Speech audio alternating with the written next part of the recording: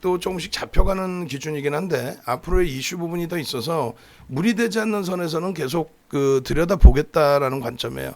뭐 부정적인 부분도 부정적이다 그런 부분보다 하여간에 지금의 버거운 조금 그런 내용들 그리고 또 그래도 들여다볼 수 있다 이런 내용들 두 가지 좀 나눠서 좀 볼 겁니다. 그래서 요 기준 샛별령의 기준 이렇게 돼 있는데 일단은 이렇게 돼 있어요. 5월 31일 기준에 월요일 전략 부분이 기술적인 접근 부분은 이제 기준 거래량을 설정해서 놓고 보셔야 돼요.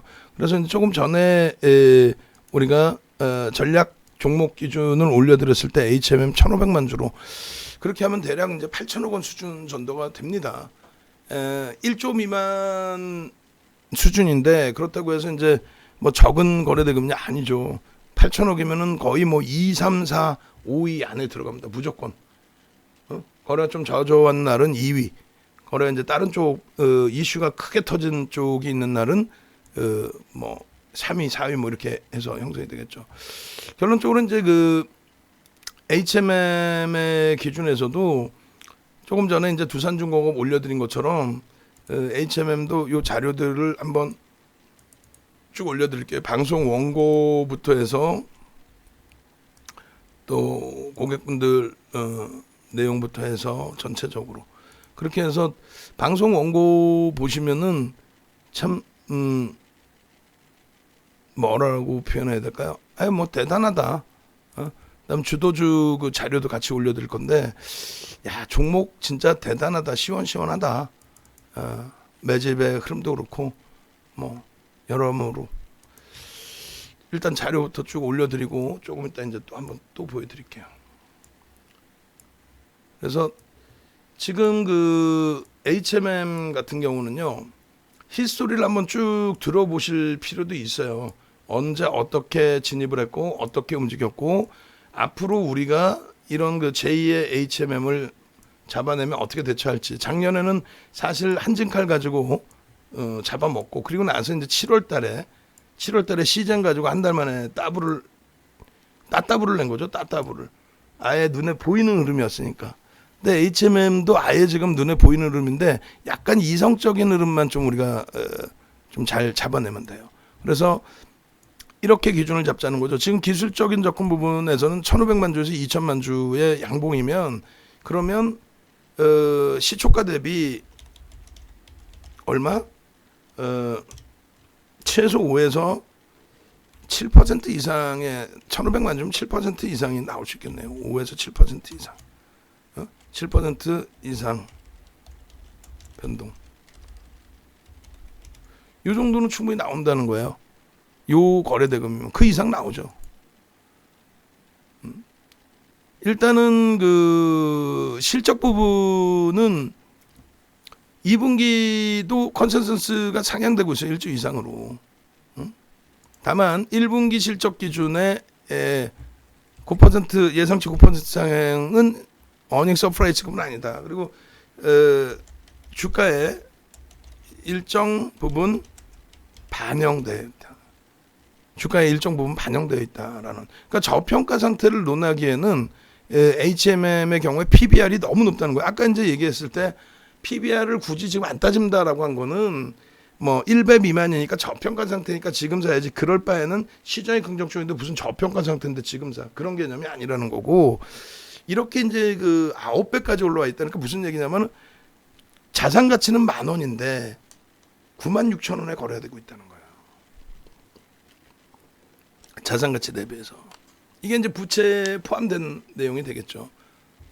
그리고 이제 순이익이 발생되면 이제 부채 이자도 사실 갚아야 되는데 그 이자가 만만치가 않죠. 그래서 예전에 하이닉스 같은 경우가 주인이 SK나 이런 쪽에 이제 대그룹이 주인이 돼서 인수자금으로 한 방에 부채 털고 그렇게 되면 이자 비용에 대해서 부담이 없어지니까 실제 이제 영업 마진 가지고 이제 순이익을 창출해낼 수 있는 건데 자꾸 이상한 쪽으로 넘겨지다 보면은 대우건설처럼 그렇게 되다 보면은 대우건설의 자산을 팔아가지고 지들 이자 비용 내고 앉아있는 신디케이트론으로 굉장히 저금리에 인수를 했잖아요. 대우건설이 금호그룹을 먹으면 먹었지 말 같지도 않은 거 아니에요. 그래서 결국은 이제 목에 걸려서 다 토해내고 말았는데 그룹도 완전히 와해되고 지금 뭐 더 크게 지금 문제로 설정이 돼 있는데 어쨌든 결론적으로 이제 HMM의 경우에도 실적이 아무리 좋다 손 치더라도 그것에 대한 이제 이자 비율이라든가 이런 부분이 좀 아무리 이자를 낮게 잡아준다 해도 좀 주인이 있을 때와 없을 때 차이가 있죠. 그러니까 이제 매각을 하려고 하는 거고 매각해서 원주인을 찾으려고 하는 거고 이제 공적 자금 성향의 자금도 이제 빼 나오려고 하는 거고. 근데 지금은 결론적으로는 저평가 국면을 논하기에는 PBR이 너무 버겁고 그다음에 이제 PER 부분에 있어서도 산업은행 쪽의 전환사채가 원체 이제 저가에 행사할 수 있기 때문에 그 물량이 들어오면은 물량이 높아지죠. 그러면 이제 PER도 지금 5배 수준은 월등히 넘어간다는 거예요. 이게 PER 5배 수준이 12개월 전망치의 기준이란 말이에요. 그죠? 지금 당장이 아니라 지금 당장의 PER이 아니라 앞으로 실적이 좋아질 것까지 반영을 해서 근데 이제 피크를 찍는다는 거죠. 어느 시점에는. 해운주도 계속 못 가요. 아무리 우리가 갖고 있다 그래도 어거지 쓰면 안 되잖아. 해운주가 어떻게 계속 실적이 상향될 수 있어요. 한계가 있지. 그거를 이제 우리가 올해 3분기냐 4분기냐 정점이 그렇다고 해서 급강화를 하는 게 아니라 더 이상 이제 그 운임료를 가파르게 올릴 수 없는 그 흐름이 됐을 때 그럴 때는 말 그대로 해운 업종에 대한 기준점에서 잡히죠. 그러니까 해운 업종 투자 지표는 뭐 계속 적자였기 때문에 의미가 없어요. 의미가 없는데 다만 철강에서 설명드렸다시피 뭐 해운 같은 경우가 정상적으로 이제 실적이 나오고 적자가 아닌 상태에 정상적인 실적이 나올 때 일반적으로 이제 PER이 한 4배에서 6배 정도 형성이 됩니다. 그 정도 이제 형성이 되고 경기가 이제 좋아질 때는 다 같이 흥분 상태. 그러니까 자금 유동성이 더 늘어나면서 뭐 업종 대표주군도 그렇고 나머지 업종군들도 PER이 계속 높아지죠. 뭐 자산 가치 대비해서의 주가 흐름 PBR도 마찬가지고. 그렇게 해서 움직이는 게 이제 뭐 8배에서 10배 수준까지도 올라와요. 기술주는 더 올라가기도 하죠. 바이오는 뭐 상상을 초월하고 화장품은 2015년 이후에요. 그 이전에는 뭐 그러지 않았어요. 2015년 이후에 한 뭐 역사적인 주식시장 기준에서 역사적인 비이성적인 흐름이 있었는데 아무리 퍼시픽에 나중에 기회 되면 설명해 드리고 결론적으로 HMM의 펀더멘탈적인 부분은 현재로서는 저평가로 논하기가 다소 애매하다. 그거는 이제 꼭 염두에 두시라는 거예요. 예? 뭐 고평가니까 주가 급락 나와야 되는데 그건 아니고 저평가라고 해서 여러분들께 거짓말을 하기에는 너무 리스크가 크다. 방송 나와서 애널리스트도 아니고 애널리스트 거 훔쳐다가 떠드는 애들이 머릿속에 뭔가 집어넣고 이해를 하고 나서 여러분들께 말씀을 드리면 좋은데 뭐 3분기까지 실적 좋아지는 거 지금 주가에 반영이 돼 있다고 일단은.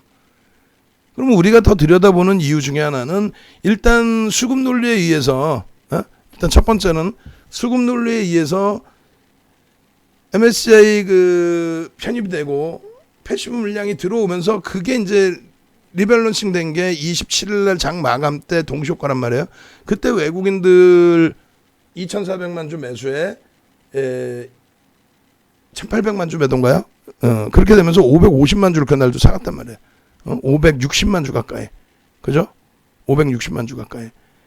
그렇게 돼 있고 누적으로는 이제 금요일까지 기준해서 2,065만 주를 샀어요.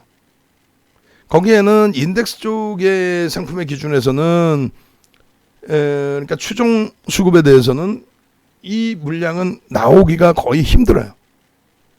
그냥 계속 비중을 유지하고 있는 거예요. 그냥 비중이 좀 줄어들면 조금 더 자기들도 줄이고 올라가면 조금 더 늘리고 시장 대비해서 시장 대비 강세를 띠면 좀 더 늘리고 밀려 내려오면 조금 줄이고 이 정도의 흐름만 가져가지 비중을 다 빼지 않아요. 왜냐하면 벤치마킹 종목으로 이제 편입이 됐기 때문에.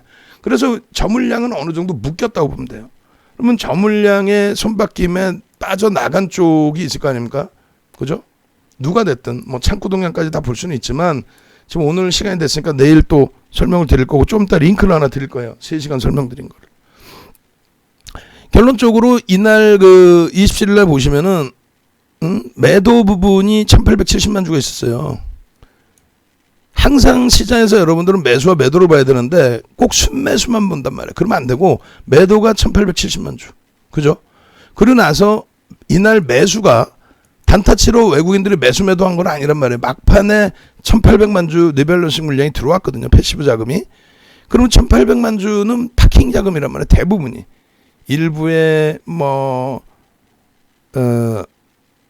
들어온 자금 중에 일부가 공매도 상환이나 무슨 저쪽 대차거래 상환 물량이나 이런 것도 매수 들어왔을 수도 있지만 요날 같은 경우는 대부분이 단타보다는 1800만 주 마감 동시까지 들어온 게 패시브 자금, 리밸런스 물량의 확보.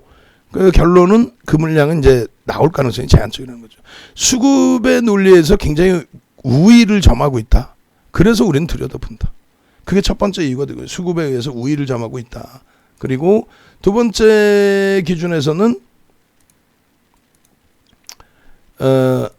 이 종목군의 6월 11일부터 적용되는 KLX 300 종목, 그게 뭐 자금 들어오는 건 크게 의미가 없는데 이쪽도 ETF 상품이 연동돼 있죠. KLX는 이제 350인가요? KLX 350인가 300인가 모르겠다. 어찌됐건 그 기준에 ETF 상품 연동된 폭의 일부 수급, 그러니까 수급에 대해서는 그렇게 뭐 꼬여질 가능성은 제한적이다. 그 부분은 맨 끝에 다시 말씀드릴 거고. 일단 매각 이슈가 일단 있단 말이에요. 어차피 연초에 이제 뭐 포스 공급되고 그랬을 때는 서로 민감하니까 쉬쉬하는 거지, 매각 자체를 없던 일로 하자 이 개념은 아니고요. 서로 이제 민감하다 보니까 예를 들어서 포스코야, 일반 주주들이 야 왜 인수하는데? 라고 당연히 주주 입장에서는 얘기할 수 있죠. 외국계에서도 마찬가지고 반대할 수도 있는 거고. 그래서 그런 부분들을 뭐 쉽게 오픈을 안 한다는 거지. 또 자칫 정부 성향의 공적 자금 성향의 물량을 빼기 위해서 누가 봐도 많이 올라왔는데 근데 막 포스코가 막 등 떠밀려서 인수해? 그러면 또 안 되잖아요. 그러면 지금 현재 경영진이 나중에 훗날 배임에 의한 부담 요인을 갖고 갈 수 있단 말이에요. 야 그걸 왜 그 가격에 샀어? 가파르게 올라왔는데 그 전에 사든가 라든가. 그게 굉장히 쉽게 생각하는 것처럼 무슨 뭐 매각 재료가 있다 이렇게 얘기하면 그건 위험한 발상이고, 다만 이슈가 된다. 이슈가. 원전 관련된 내용이 실질 이슈로 따지면은 사실 정책의 변화가 그 기류가 포착이 된 거라 한국전력 쪽의 흐름을 더 놓고 보는 게 맞지, 사실 뭐 한전기술이라든가 두산중공업의 경우는 심리적인 영향이나 그런 부분을 더 놓고 보시는 게 맞다라는 거죠. 그죠? 그래서 결론적으로 HMM 같은 경우에도 매각의 이슈 부분을, 그 부분을 야 이거 뭐 무조건 매각은 되겠죠. 그런데 이제 매각이 돼서 그게 어마어마한 실적 재료로 작용이 되니 주가 변동성에 대한 자료로 작용이 되니 그것을 뭐 공격적으로 들어갈 수 있다라든가 이렇게 표현할 수는 없어요.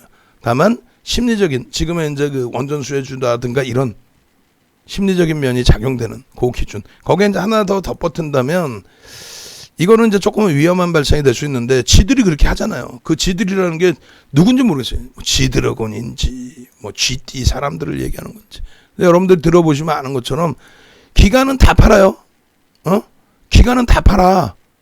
근데 연기금은 사.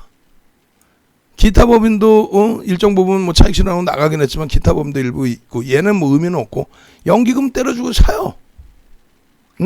고점 대비 일부 팔긴 했지만 4월 26일부터 사. 왜 살까? 수익을 위해서 살까? 아닌데. 근데 이제 이런 종목이 몇 개 있단 말이죠. 대한항공 같은 경우도 연기금 쪽에 공적 자금이 들어간 쪽에 대한항공 같은 경우에도 뭐 지들이 사줘. 뭐 입김을 불어넣어서 야 뭐 대한항공 사라 이렇게도 안 할 수도 있지만은, 그러니까 연기금 자금의 상당 부분은 외부에 운영을 주고요. 또 연기금 자체에서도 기금 운영을 합니다. 연기금 자체도. 결론적으로 그 언더커버는 좀 많이 과장된 부분도 있지만 화수분 뭐 해고 나오잖아요.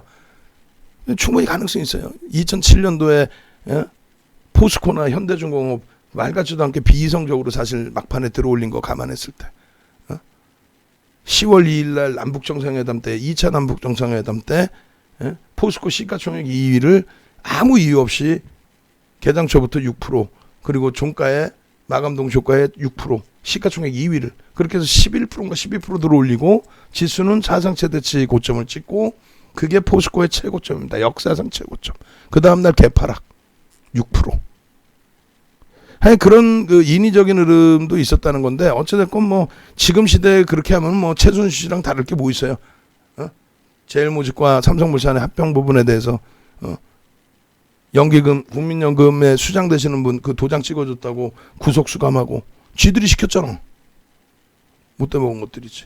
어찌됐건 뭐 그렇게까지 했겠습니까? 많은 뭐 연기금 뭐 얘를 주가 조작한 것도 아니고 결론적으로 수급 면에서는 그렇게 나쁘지는 않다라는 거예요. 수급 면에 있어서는 조금만 차분하게 관찰하면 크게 무리는 없겠다. 그 말씀 드리는 거고요.